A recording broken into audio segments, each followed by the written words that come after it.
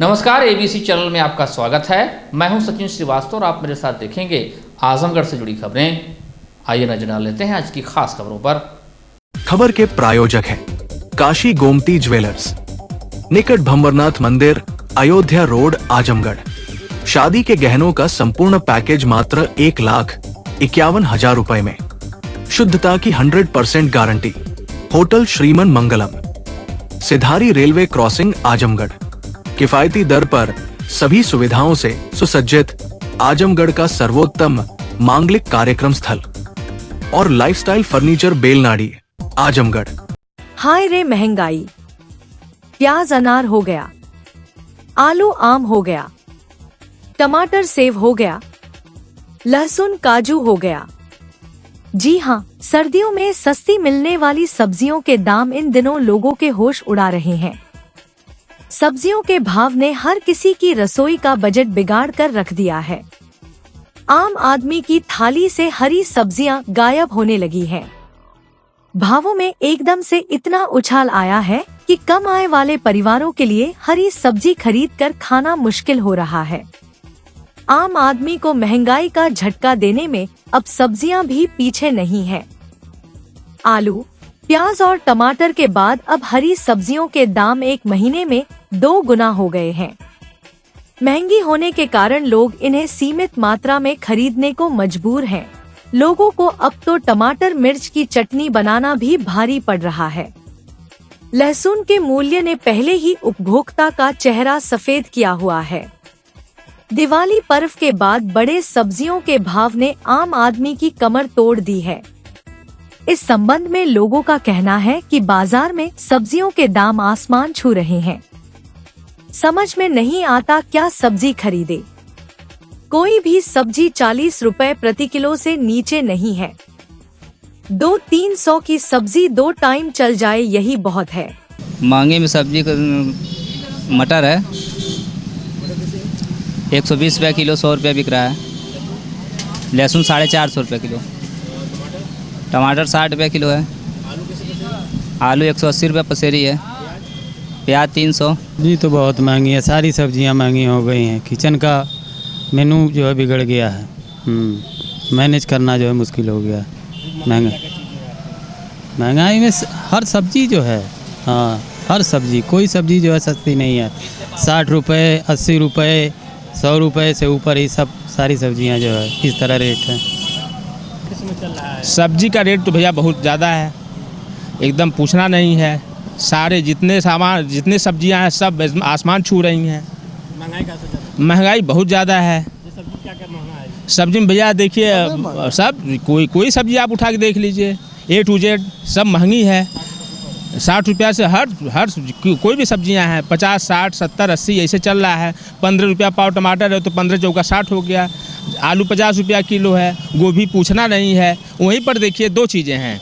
एक वहीं जो किसान हैं वो मंडी में ले आते हैं तो उनका औने पौने दाम पर मंडी में भी खरीदारी होती है। लेकिन जब वही सब्जी यहाँ आ जाती है, मंडी के बाद बाहर आती है तो मार्केट में आती है तो दिन दूना रात चौगुना तरीके रेट लेकर के बेचा जा रहा है। इसलिए बहुत बड़ी मार पड़ रही है और मेरे समझ से एकदम जो आम लोग हैं वो एकदम परेशान है और पस्त हो चुके हैं। और जिनकी न्यूनतम कमाई है उनके लिए बहुत बड़ा संकट है। उनके लिए 100-200 का कोई मतलब नहीं है। अगर वो सब्जी की दुकान पर आवें, अगर सब्जी खरीदते हैं तो ये जान लीजिए कि 200-300 के नीचे तो कोई मतलब नहीं है।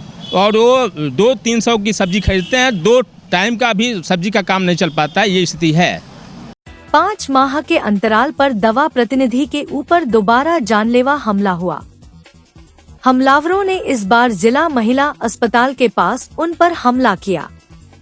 दवा प्रतिनिधि पर हमले की सूचना के बाद दवा प्रतिनिधि संगठन में आक्रोश व्याप्त हो गया और उनका गुस्सा पुलिस के साथ ही साथ अस्पताल प्रशासन पर भी फूट पड़ा।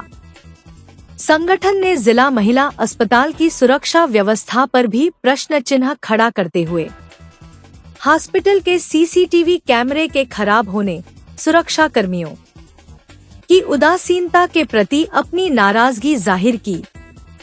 आपको बता दें कि दवा प्रतिनिधि मोहम्मद अशरफ मऊ जनपद के चिरैयाकोट के निवासी है। वर्तमान में आरुष फार्मा नामक कंपनी में वे कार्यरत है। इसके पूर्व जिस कंपनी में वे कार्यरत थे, वहां के एक सहकर्मी से उनका विवाद था। उनका कहना था कि उनके ऊपर दोनों जानलेवा हमला उसी के शह पर हुए हैं। घटना की तहरीर थाना कोतवाली में देते हुए अपने जान माल की सुरक्षा की गुहार लगाते हुए उन्होंने दोषी के खिलाफ कार्यवाही की मांग की। सर मैं आज महिला हॉस्पिटल में सर डॉक्टर लोग से कॉल करने के लिए गया था सर। तो वहाँ पे 6 महीने पहले एक लड़का था, मतलब कई लड़कों के साथ ग्रुप में मुझे हमला किया हुआ था। तो आज वो लड़का मुझे दिखा तो मैंने उसको रोका कि तुमने क्यों मुझे मारा था, किस बात के किसके कहने पे शव पे मारा था। तो वो लड़का फिर से वो मुझे हमला करने लगा, फिर से मुझे मारने लगा। सर ये सब बिल्कुल कट गया, बहुत ज्यादा हमला किया सर। कह रहा था मैं तुम्हें जान से मार दूंगा, ऐसे ऐसे बोल रहा था। फिर वहाँ पे और भी लोग थे सर, यूपी वहाँ के सर लोग थे। उन लोगों ने तुरंत पुलिस हरकत में आई और उनको दौड़ाया और वो सर काफी तेजी से वहाँ से दौड़ के भाग गया। संगठन के लोग थे? हाँ सर, और लोग भी मेरे संगठन के लोग थे, एमआर लोग किया, पुलिस आई? ठीक है। हाँ सर, उन लोगों ने फोन किया सर। लड़के का क्या नाम है, कहाँ का रहने वाला, कोई जानकारी इसके बारे में आपको? सर एक लड़का है पीयूष नाम का सर, वो बोडिकेरिया फार्मा में मेरे साथ काम करता था सर। कहाँ का रहने वाला? सर वो उसका sir home town sir Kaptanganj का है, लेकिन वो सर ज्योति निकेतन के पास जो बचपन हॉस्पिटल है, डॉक्टर पंकज यादव जो रहते हैं सर, उसके बगल से एक रोड जाता है, उसी पीछे का रहने वाला है सर वो लड़का। रेंट पे रहता है? सर हाँ सर वही रहता है, मतलब पीछे।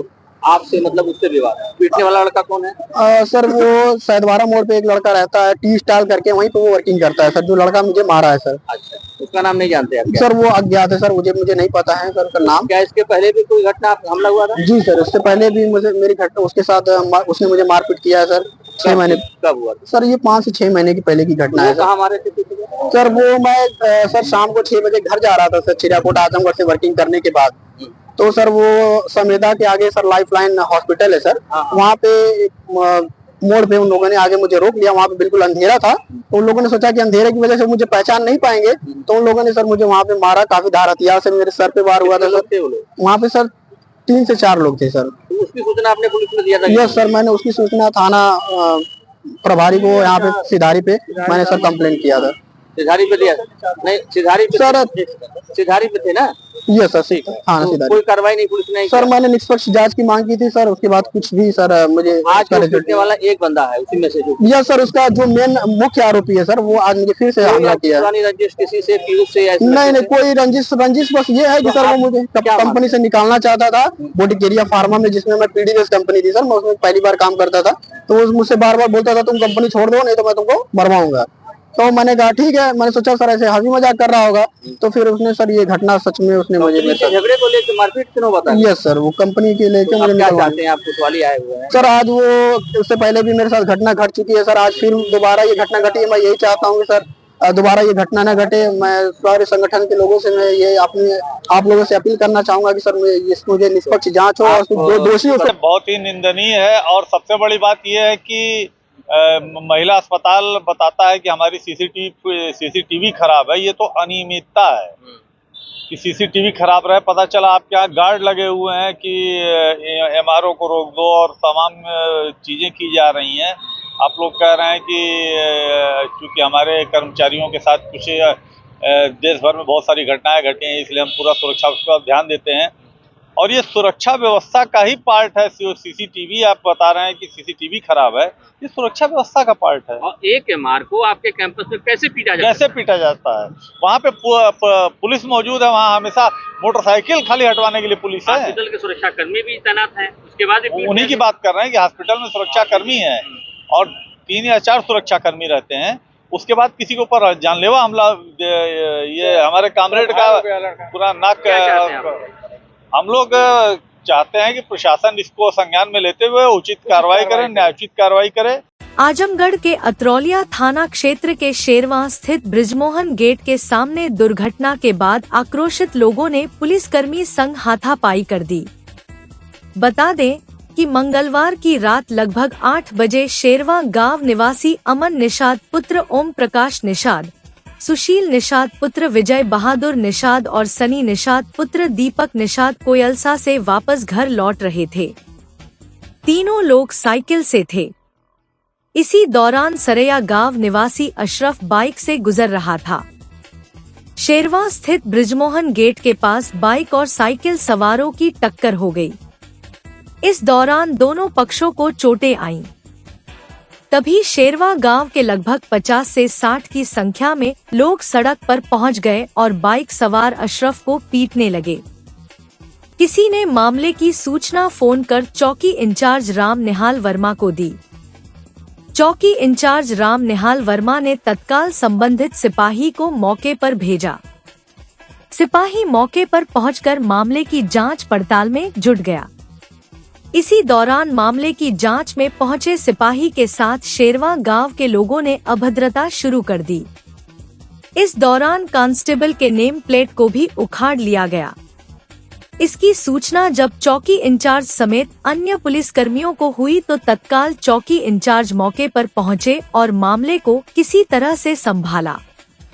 इस संबंध में एसपी चिराग झा ने बताया कि 19 नवंबर की रात करीब 8:30 बजे अतरौलिया थाने पर यह सूचना प्राप्त हुई कि शेरवा गांव में साइकिल चालक और मोटरसाइकिल चालक के बीच विवाद हो गया है। इस सूचना पर थाने के कांस्टेबल कमल अंसारी मौके पर पहुंचे और दोनों पक्षों को समझाने का प्रयास कर रहे थे कि इस बीच साइकिल चालक ओम प्रकाश निषाद कांस्टेबल से भिड़ गए और कांस्टेबल के साथ गाली गलौज करने के अलावा उनकी वर्दी के साथ भी गलत सलूक किया। इसके बाद कांस्टेबल ने कंट्रोल में सूचना दी। सूचना के बाद फोर्स मौके पर पहुंची। इसके बाद साइकिल चालक पक्ष भाग गया। कांस्टेबल की लिखित तहरीर पर मुकदमा दर्ज कर 2 व्यक्तियों को हिरासत में लेकर पूछताछ की जा रही है। आगे जो भी तथ्य प्रकाश में आएंगे उस आधार पर विधिक कार्रवाई की जाएगी। देखिए, दिनांक 19 नवंबर 2024 को रात में लगभग 8:30 बजे थाना अतरौलिया पर यह सूचना प्राप्त हुई कि थाना के गांव शेरवा में एक मोटरसाइकिल चालक और एक साइकिल चालक के मध्य टक्कर हो गई है और आपस में विवाद कर रहे हैं। इस सूचना पर थाना अतरौलिया के कांस्टेबल कमल अंसारी मौके पर पहुंचे। मौके पर दोनों पक्षों में विवाद हो रहा था, जिसमें एक पक्ष का नाम है ओम प्रकाश निषाद पुत्र अंगी निषाद और विपक्षी का नाम है, जो मोटरसाइकिल चालक था, उसका नाम है अशरफ पुत्र कमरुद्दीन। इन दोनों के मध्य विवाद हो रहा था टक्कर को लेकर। इसमें कांस्टेबल अंसारी द्वारा दोनों पक्षों के विवाद को सुलझाने का प्रयास किया गया, लेकिन जो साइकिल चालक थे उनके परिवारजन ओम प्रकाश निषाद कांस्टेबल कमल अंसारी से ही भिड़ गए और उनके साथ गाली गलौज करने लगे। उनकी वर्दी के साथ भी गलत तरीके से सलूक करने लगे। इस सूचना पर कांस्टेबल कमल अंसारी ने कंट्रोल रूम को अवगत कराकर और पुलिस बल वहां पर मांगा। जिस पुलिस बल के पहुंचने के बाद जो साइकिल पक्ष था ओम प्रकाश निषाद और उनके परिवारजन वो मौके से भाग गए। इस कार्रवाई के बाद कांस्टेबल कमल अंसारी द्वारा लिखित तहरीर दी गई, जिस पर एफआईआर पंजीकृत कर ली गई है। 2 लोगों को हिरासत में लिया गया है, जिनसे पूछताछ की जा रही है। आगे जो भी तथ्य प्रकाश में आएंगे उनके आधार पर विधिक कार्रवाई की जाएगी। आजमगढ़ के जहानागंज थाना क्षेत्र के धरवारा गांव में पराली जलाने और पराली की आग से निकली चिंगारी से बगल में खेत में मौजूद धान की फसल के जल जाने से 2 पक्षों में विवाद हो गया। इस दौरान दोनों पक्षों में मारपीट हो गई। एक पक्ष से 4 व दूसरे पक्ष से 3 लोग घायल हो गए, जिन्हें जिला अस्पताल समेत अन्य अस्पताल में भर्ती कराया गया। दोनों पक्षों ने थाने में तहरीर दे दी है। पुलिस मामले की जांच पड़ताल में जुटी हुई है। बताया जा रहा है कि एक पक्ष के दिलीप सिंह पुत्र राम जन्म सिंह हैं, जबकि दूसरे पक्ष के उमाशंकर सिंह हैं। घायल होने वालों में एक पक्ष से दिनेश कुमार सिंह, विश्वजीत सिंह, विपिन सिंह व सानू सिंह हैं, जबकि दूसरे पक्ष से अनाम सिंह, परिणाम सिंह, उमाशंकर सिंह घायल हैं। एक पक्ष के दिलीप सिंह ने बताया कि उमाशंकर सिंह अपने खेत की धान की फसल को काटने के बाद बची हुई पराली को आग लगा दिए थे और खेत के पास ही ट्यूबवेल पर चले गए थे। पराली की आग की चिंगारी से दिनेश के खेत में मौजूद धान की फसल में भी आग लग गई, जिससे फसल धू धू कर जलने लगी। दिनेश के अनुसार वह घर पर नहीं थे। किसी प्रकार से घर से सूचना मिली तो मौके पर पहुंचे। आग पर किसी प्रकार से काबू पाया गया, जिससे काफी नुकसान भी हुआ। मामले को लेकर उन्होंने उमाशंकर सिंह से जब इस बारे में पूछा तो दूसरा पक्ष भड़क गया। उमाशंकर सिंह रसूखदार आदमी है। उनके पक्ष से कई लोग आ गए। दिनेश के अनुसार उनकी उसके पक्ष से भी लोग आए। दोनों पक्षों में पहले वाद विवाद हुआ, फिर मारपीट हो गई। दिनेश ने मामले में पुलिस से न्याय की गुहार लगाई है। घटना यह घटी थी कि हमारे पड़ोस के बगल के एक खेत है उमा शंकर सिंह का, और उन्होंने पराली जला के चले गए अपने ट्यूबवेल पर। कुछ दूरी पर उनका ट्यूबवेल है और यहाँ जलते जलते हमारे धान में आग लग गई और गांव के द्वारा हमको सूचना मिली। हम खेत पे आए तो हमने उनसे सवाल किया कि भाई ऐसा क्यों किए, तो थोड़ा दबंग किस्म के आदमी हैं, वो लोग जुट गए और गाली गलौज देने लगे डंडा वंडा लेके। तो भाई हमारे तरफ से भी गाली गलौज हुआ, दोनों तरफ से धक्का मुक्की हुई, कुछ थपरा थपरी भी हुई, किसी में चोटें उधर से भी आई इधर से आई। गांव के 10-20 लोग जुट गए, उसी बीच बचाव किए और हमने जाके थाने में तहरीर भी दिया है। और हम प्रशासन से मांग करते हैं कि हमारे उचित न्याय हमको मिले, बस यही हमारी मांग है प्रशासन से। मुबारकपुर थाना क्षेत्र के मोहल्ला सईद नगर में बुधवार शाम एक ठेला मजदूर का शव मिलने से इलाके में सनसनी फैल गई। मृतक की पहचान ग्राम सिकटी निवासी 60 वर्षीय बाल किशुन पुत्रस्व राजदेव के रूप में हुई। पुलिस ने शव को पोस्टमार्टम के लिए भेज दिया है, जबकि परिजनों ने हत्या की आशंका जताई है। बाल किशुन ठेला चलाकर सामान ढोने का काम करते थे। मंगलवार सुबह 8 बजे वह मजदूरी के लिए घर से निकले, लेकिन देर शाम तक घर नहीं लौटे। परिजनों ने रात भर उनकी तलाश की, पर कोई सुराग नहीं मिला। बुधवार शाम को उनका शव सईद नगर के अहाते में पोखरे के पास मिला। सिर पर चोट के निशान होने से परिजनों ने हत्या की आशंका जताई है। मृतक बाल किशुन 5 पुत्र और 2 पुत्रियों के पिता थे। उनके निधन से परिवार में कोहराम मचा हुआ है। एसपी सिटी आजमगढ़ शैलेंद्र लाल ने बताया, शव को पोस्टमार्टम के लिए भेज दिया गया है। सिर पर चोट के निशान मिले हैं। रिपोर्ट के आधार पर आवश्यक कार्रवाई की जाएगी। थाना मुबारकपुर में तालाब के पास एक डेड बॉडी मिली है। उनकी शिनाख्त बाल किशन राम के तौर पर हुई है, जिनकी उम्र 60 साल की है और ये वहीं मुबारकपुर कस्बे के रहने वाले हैं। इनके सिर पर चोट थी। प्रथम दृष्टया ये ज्ञात हुआ। शव को पोस्टमार्टम के लिए भेज दिया गया और तहरीर हम लोग प्राप्त कर परिवारजनों से शीघ्र इसमें मुकदमा पंजीकृत कर बताने की कार्रवाई करेंगे। सांसद लोकसभा सदर धर्मेंद्र यादव की अध्यक्षता में तथा सह अध्यक्ष सांसद लालगंज दरोगा प्रसाद सरोज की उपस्थिति में गुरुवार को कलेक्ट्रेट सभागार में जिला विकास समन्वय एवं निगरानी समिति दिशा की बैठक आयोजित की गई। प्रधानमंत्री ग्रामीण सड़क योजना की समीक्षा करते हुए सांसद ने अधिकारियों को निर्देश दिया कि पीएमजेएसवाई के अंतर्गत बनने वाली सड़कों को निर्धारित समय के अंदर गुणवत्तायुक्त पूर्ण करना सुनिश्चित करें। उन्होंने कहा कि क्षेत्रीय विधायकों, सांसदों एवं अन्य जनप्रतिनिधियों को बुलाकर कार्य का निरीक्षण कराएं तथा कराए गए विकास कार्य की सूची जनप्रतिनिधियों को उपलब्ध कराएं। उन्होंने अधिकारियों को निर्देश दिया कि टेंडर के अनुसार समय से कार्य न पूर्ण करने वाले ठेकेदारों के विरुद्ध कार्यवाही सुनिश्चित किया जाए। जनप्रतिनिधियों की मांग पर उन्होंने अधिकारियों को निर्देश दिया कि पूर्वांचल एक्सप्रेसवे के सर्विस लेन की सड़कों की मरम्मत सुनिश्चित कराएं। उन्होंने अधिकारियों को निर्देश दिया कि जनप्रतिनिधियों को किसी तरह की गलत सूचना गुमराह न करें। सांसद ने जिलाधिकारी से कहा कि जनता से जुड़ी समस्याओं का निस्तारण शीर्ष प्राथमिकता से सुनिश्चित किया जाए।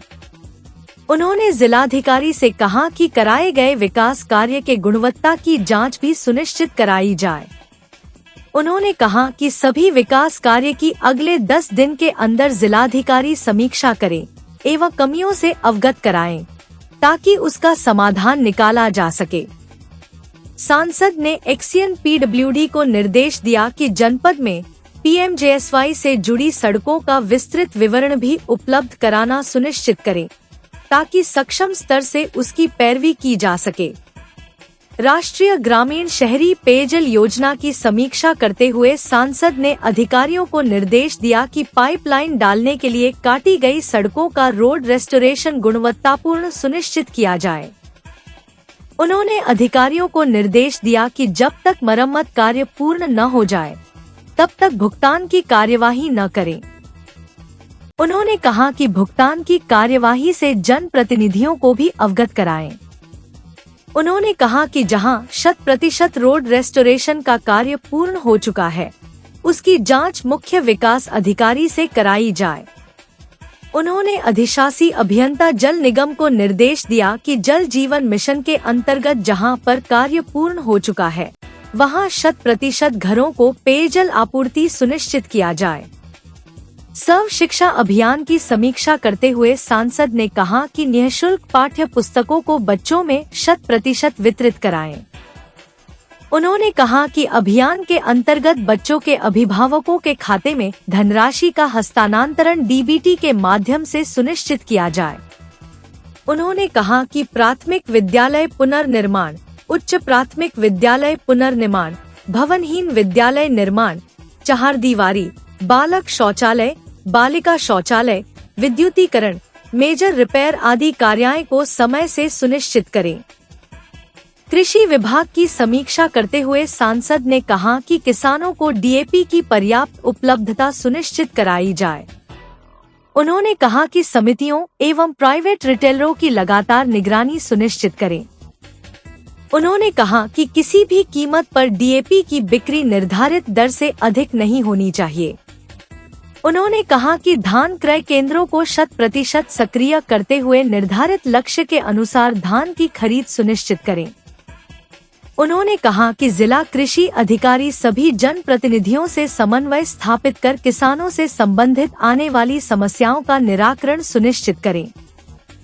राष्ट्रीय स्वास्थ्य मिशन की समीक्षा करते हुए सांसद ने कहा कि प्राथमिक सामुदायिक स्वास्थ्य केंद्र एवं 100 शय्यायुक्त अस्पतालों का संचालन सुनिश्चित करें। उन्होंने कहा कि अस्पतालों में चिकित्सकों की तैनाती स्वीकृत पद के अनुसार सुनिश्चित किया जाए। उन्होंने अपर मुख्य चिकित्साधिकारी को निर्देश दिया कि चिकित्सालयों से संबंधित प्रॉपर डाटा उपलब्ध कराएं, ताकि शासन स्तर से उसकी पैरवी किया जा सके। विद्युत विभाग की समीक्षा करते हुए सांसद ने कहा कि निर्धारित समय के अंदर जले हुए ट्रांसफार्मरों को बदलना सुनिश्चित करें। उन्होंने कहा कि जनप्रतिनिधियों द्वारा ट्रांसफार्मर की क्षमता वृद्धि के लिए दिए गए प्रस्तावों का अनुपालन सुनिश्चित किया जाए। उन्होंने एक्सियन विद्युत को सख्त निर्देश दिया कि गलत विद्युत बिलिंग की समस्याओं को गंभीरता से लेकर उसका निस्तारण सुनिश्चित करें तथा आवश्यकतानुसार मीटर को बदलना भी सुनिश्चित करें। उन्होंने कहा कि विद्युत सप्लाई की गुणवत्ता एवं विश्वसनीयता में सुधार सुनिश्चित किया जाए। मां शून्य सांसद ने जन प्रतिनिधियों की मांग पर जिला समाज कल्याण अधिकारी को निर्देश दिया कि समाज कल्याण विभाग द्वारा संचालित विद्यालयों में बच्चों को गुणवत्तायुक्त शिक्षा देने के लिए अध्यापकों की तैनाती सुनिश्चित करें। इसके साथ ही सांसद द्वारा स्वच्छ भारत मिशन, ग्रामीण नगरीय, अमृत योजना, प्रधानमंत्री फसल बीमा योजना, समेकित बाल विकास योजना, दीन दयाल अंत्योदय योजना, प्रधानमंत्री कौशल विकास योजना, राष्ट्रीय सामाजिक सहायता कार्यक्रम, प्रधानमंत्री आवास योजना, शहरी ग्रामीण डिजिटल भारत भू अभिलेख आधुनिकीकरण कार्यक्रम, प्रधानमंत्री उज्ज्वला योजना, राष्ट्रीय खाद्य सुरक्षा योजना, telecom, railway, highways, waterways, mines, प्रधानमंत्री खनिज क्षेत्र कल्याण योजना, मनरेगा, डिजिटल इंडिया, प्रधानमंत्री आदर्श ग्राम योजना, प्रधानमंत्री रोजगार सृजन कार्यक्रम, एकीकृत विद्युत विकास योजना, राष्ट्रीय कृषि विकास योजना, मृदा स्वास्थ्य कार्ड, PMKSY, बेटी बचाओ बेटी पढ़ाओ तथा सांसद स्थानीय क्षेत्र विकास योजना की विस्तृत समीक्षा कर संबंधित अधिकारियों को आवश्यक दिशा निर्देश दिए। जिलाधिकारी ने सांसद एवं जन प्रतिनिधियों को आश्वस्त किया कि आप द्वारा दिए गए सुझावों का 100% अनुपालन सुनिश्चित किया जाएगा तथा अधिकारियों से निर्धारित समय के अंदर जन समस्याओं का निस्तारण कराते हुए गुणवत्तायुक्त कार्य सुनिश्चित कराया जाएगा। बैठक में विधायक आलमबदी, दुर्गा प्रसाद यादव, अखिलेश यादव, डॉक्टर संग्राम यादव, पूजा सरोज, डॉक्टर HN सिंह पटेल, नफीस अहमद, बेचई सरोज, कमलाकांत राजभर, MLC विक्रांत सिंह, जिला पंचायत अध्यक्ष विजय यादव, जिलाधिकारी नवनीत सिंह चहल, मुख्य विकास अधिकारी परीक्षित खटाना, अपर जिलाधिकारी आजाद भगत सिंह, मुख्य राजस्व अधिकारी विनय कुमार गुप्ता, DFO GD मिश्रा, परियोजना निदेशक ऋचा सिंह, जिला विकास अधिकारी संजय कुमार सिंह, अपर मुख्य चिकित्साधिकारी सहित समस्त जिला स्तरीय अधिकारी एवं जन प्रतिनिधिगण उपस्थित रहे। सबसे पहले इस मौके पर आजमगढ़ के लोगों को मैं धन्यवाद देता हूं कि उन्होंने सौभाग्य दिया कि दिशा की बैठक का मैं भी अंग बन सकूं। अपने नेता आदरणीय अखिलेश यादव जी को धन्यवाद देता हूं। जहां तक दिशा की बैठक में जो विशेषकर केंद्र सरकार की जो योजनाएं थी उन योजनाओं की समीक्षा की गई।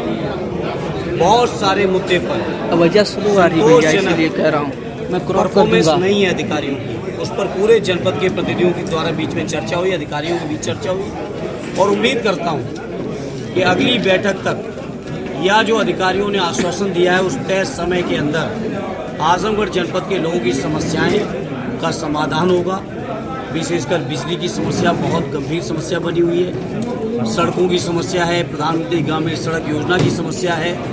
तमाम योजनाओं पर बहुत विस्तार से लगभग 4 घंटे चर्चा चली। क्या वजह है कि अधिकारी सुनने रहे थे, क्या वजह थी? नहीं, वो बहुत सारी बातें हैं, वो बैठक के अंदर की बातें बाहर नहीं की जाती, लेकिन मुझे उम्मीद है कि जो आश्वासन मिला है सारे प्रतिनिधियों को उस पर अधिकारी लोग बहुत गंभीरता से काम करेंगे।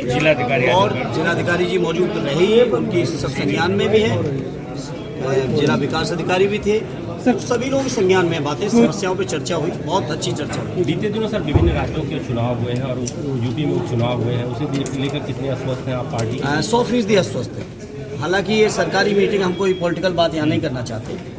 जहाँ तक राजनीतिक सवाल है तो हम 100% आश्वस्त हैं और 9 सीट जीत रहे हैं। चलिए, आज की जो बैठक है, इस बैठक के माध्यम से जनपद के तरक्की कैसे हो, विकास कैसे हो, समस्याएं अगर हैं तो उसका समाधान किस स्तर से संभव है, उन सभी के प्रति सभी लोगों ने बहुत गंभीरता से चर्चा की और जिम्मेदारी निर्वहन करने का सभी ने आश्वासन दिया। प्रदेश सरकार ने इस वर्तमान समय में कानून व्यवस्था को लेकर जिस तरह से देख रहे हैं आप, अब वो वक्त से बख्तर है, लेकिन अभी हम इस पर चर्चा नहीं करना चाहते। सर, कुछ विभाग के अधिकारी भी यहाँ मौजूद नहीं थे सर, उनके लिए उनके बारे में जिलाधिकारी महोदय कार्रवाई करेंगे।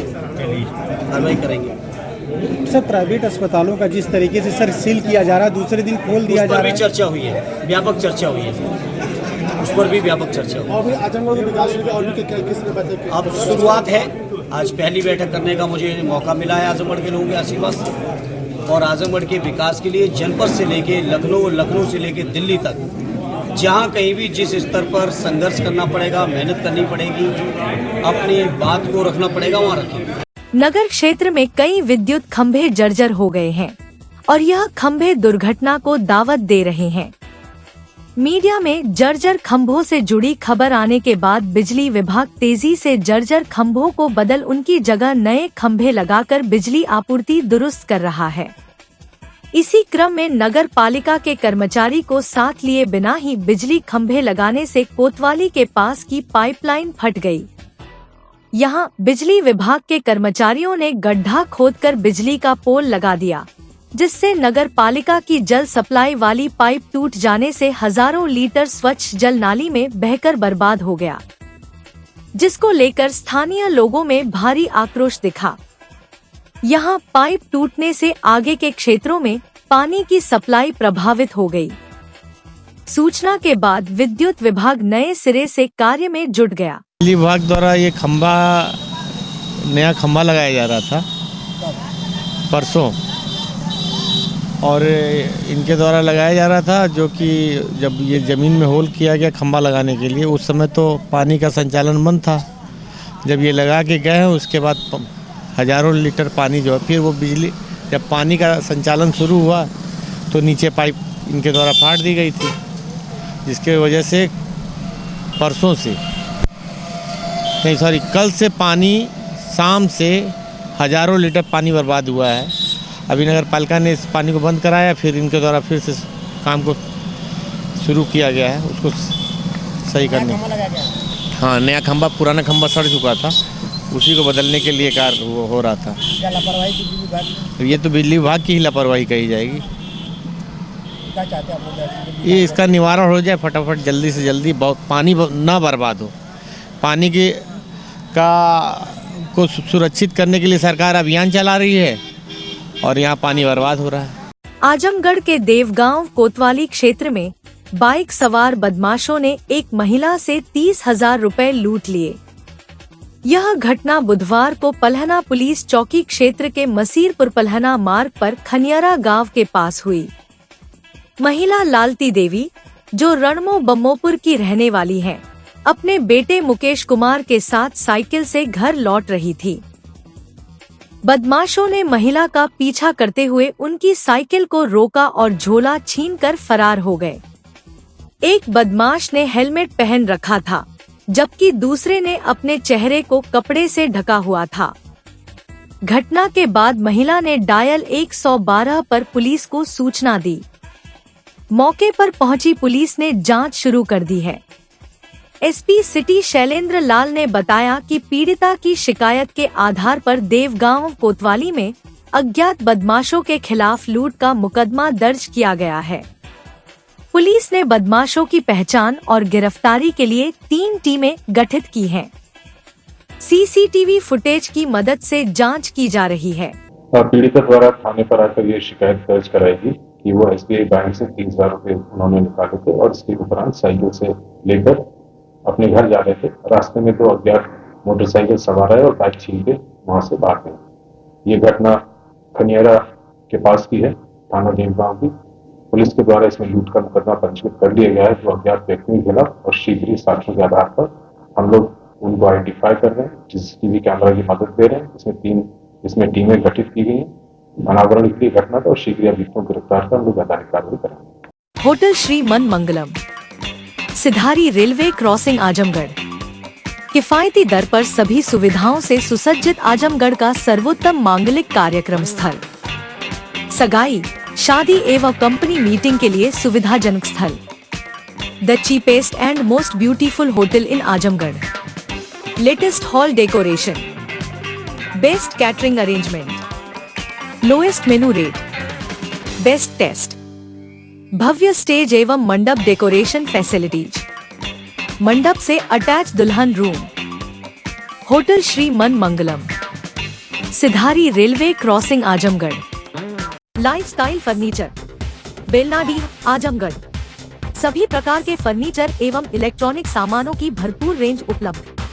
हमारे यहाँ EMI की सुविधा 0% ब्याज पर उपलब्ध। इलेक्ट्रॉनिक सामानों में LED TV, refrigerator, washing machine, air conditioner, air cooler, deep freezer, water cooler, mixer juicer, iron, fan, induction, battery, inverter, electric geyser, gas geyser, आटा चक्की इत्यादि। फर्नीचर के सामानों में बेड, गद्दा, सिंगारदान, अलमीरा, sofa, table, chair, rack, stool, संदीली, सीढ़ी, डाइनिंग टेबल, झूला आदि। शादी विवाह की हो तैयारी या ऑफिस और घर के लिए सामानों की करनी हो खरीदारी, पहुँचिए लाइफस्टाइल फर्नीचर, बेलनाडी आजमगढ़।